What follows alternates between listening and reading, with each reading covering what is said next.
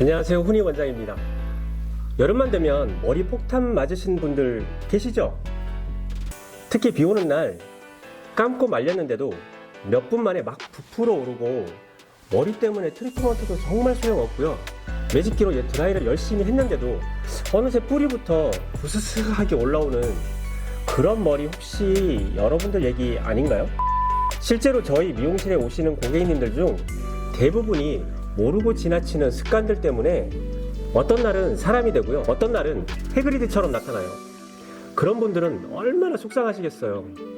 그래서 오늘 영상에서는 여름철 곱슬머리 부시시함을 확실히 잡는 진짜 방법을 알려드릴 겁니다. 단 3가지만 바꿔도 비 오는 날, 습기 많은 날에도 머릿결이 차분하게 찰랑거릴 수 있습니다. 끝까지 보시면 내가 매일 하고 있던 머리 말리는 습관도 비교하시면서 치명적인 실수도 확인하실 수 있습니다. 우선 곱슬머리의 종류와 곱슬머리가 유독 여름에 왜 더 부시시해지는지 이유를 알아볼 거예요. 여기에는 아주 밀접한 관계가 있답니다. 자, 우선 곱슬머리 종류부터 알아보죠. 우리는 직모, 반곱슬, 곱슬이라고 부르는 머리는 털이 자라는 모공의 형태에 따라 결정이 되는데요. 모공이 원형이면 직모라고 하고요. 모공이 반달형이면 반곱슬, 그리고 평평한 타원형이면 곱슬이 됩니다. 즉, 모공의 휘어진 정도에 따라 결정이 되고요. 당연하게도 이런 모공의 형태는 유전자가 결정을 합니다. 간혹 후천적인 호르몬 이상이나 모공에 노폐물이 많이 쌓여서 막히는 경우에 직모였다가 곱슬로 변하는 경우가 있지만 흔하지는 않아요. 만약 여러분들 중에 그런 분들이 계신다면 어찌되었던 호르몬이나 두피에 변화가 있다는 거니까 점검은 꼭 해보시길 바랍니다. 곱슬머리가 적은 한국에서는 곱슬머리를 단순히 반곱슬, 곱슬, 악성곱슬 등으로 인식하는 경우가 많지만 실제로 곱슬머리는요, 굉장히 다양한 유형으로 세분화되어 있고요. 타입별로 2타입부터 4타입까지 웨이브, 컬리, 코일리로 나눈답니다. 한국에서 말하는 반곱슬은 2A 타입 정도고요. 곱슬은 보통 2B에서 3A 정도를 말합니다. 여러분들이 만약 곱슬이라면 내가 어느 타입에 속하는지 이젠 알 수 있겠죠? 다음은 왜 여름만 되면 곱슬머리는 더 부시시해지는지를 알아볼게요. 앞에서 곱슬은 모공이 평평한 타원형이라고 말했잖아요. 이렇게 구불구불하게 나오다 보니 다른 모발에 비해 머리숱도 많아 보이고요. 촘촘하고 굵은 편이에요. 그리고 곱슬머리 특징 중 하나가 두피의 피지 생산량이 다른 모발에 비해 현저히 적어서 두피가 건조하고 모발이 푸석해지는 겁니다. 모발이 건조하기 때문에 수분을 쉽게 흡수하는 이유로 여름만 되면 모발이 더 부스스하고 곱슬거리는 현상이 발생하는 겁니다. 특히 습도와 온도까지 올라가면 곱슬머리의 수분 밸런스는 완전히 무너지고요. 머리카락은 점점 더 부풀어지는 거죠.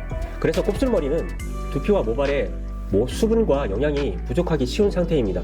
그렇기 때문에 곱슬머리는 샴푸 하나를 해도 일반적인 알칼리가 강한 샴푸보다는 산성 계열의 모이스처라이징 샴푸로 해주는 것이 좋으며, 당연 모발에도 보습을 줄 수 있는 제품을 사용하는 것이 합리적입니다.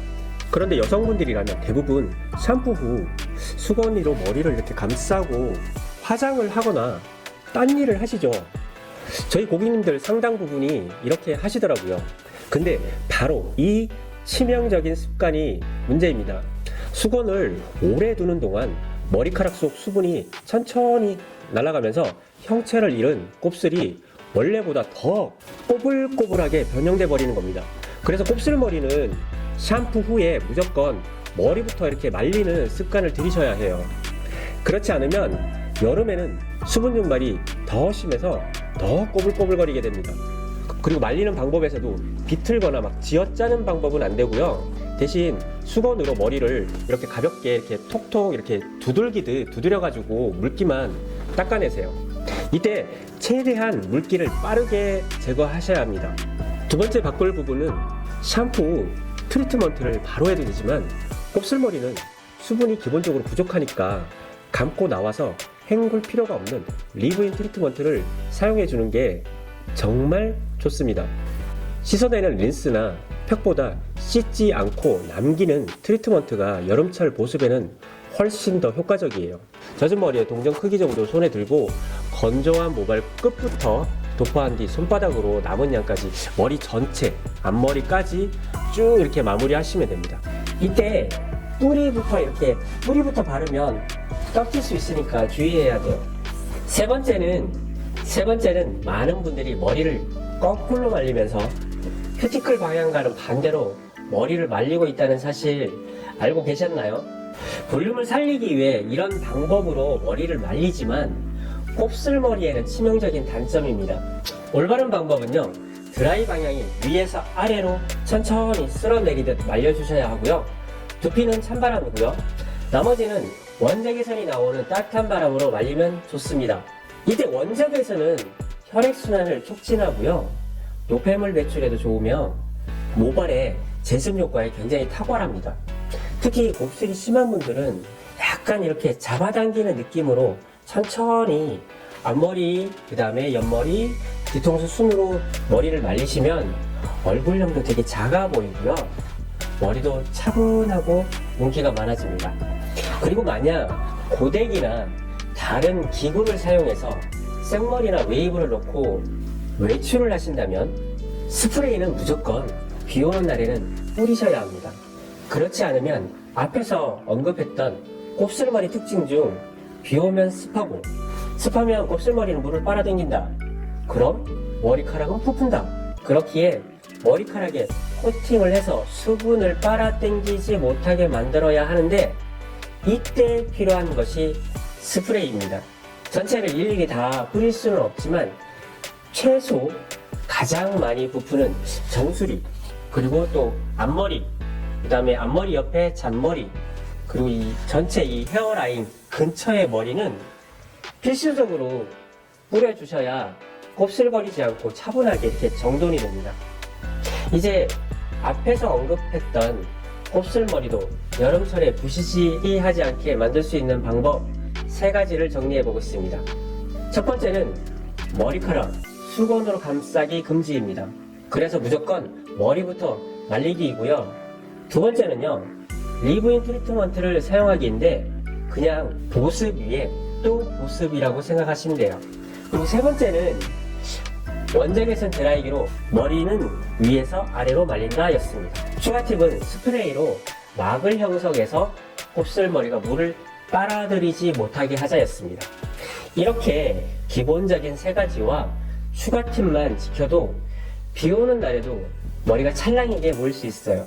이 방법은 제가 30년 미용하면서 느꼈던 아주 기본적이지만 핵심적인 내용으로 저희 고객분들에도 꾸준히 실천하시라고 당부드리고 있습니다. 어떠셨나요?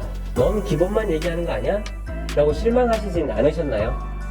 근데요, 모든 행위 중에서 기본만큼 확실한 기준을 제공하는 것이 없더라고요. 물론 저의 기준이 틀릴 수는 있지만 곱슬머리가 머리를 말리지 않았는데도 차분하기를 원하신다면 그건 좀 아니죠. 그래서 하나의 기준, 머리는 말려야 차분해진다 라는 걸 베이스로 곱슬머리는 위에서 아래로 원적외선 드라이를 사용하고 잡아당기듯 말리면 안 말리는 것보단 훨씬 엄청나게 좋다라는 겁니다. 그래서 기본에 충실하면 무조건 좋아진다 라는 걸 말씀드리고 싶었고요. 다음 영상에서는 좀 더 디테일하게 샴푸하는 방법과 마사지로 곱슬을 개선하는 방법을 전해드리겠습니다. 오늘 내용이 도움이 되셨다면 구독, 좋아요, 알림 설정까지 부탁드리고요. 궁금하신 점은 아래에 댓글로 남겨주세요. 영상 봐주셔서 감사합니다.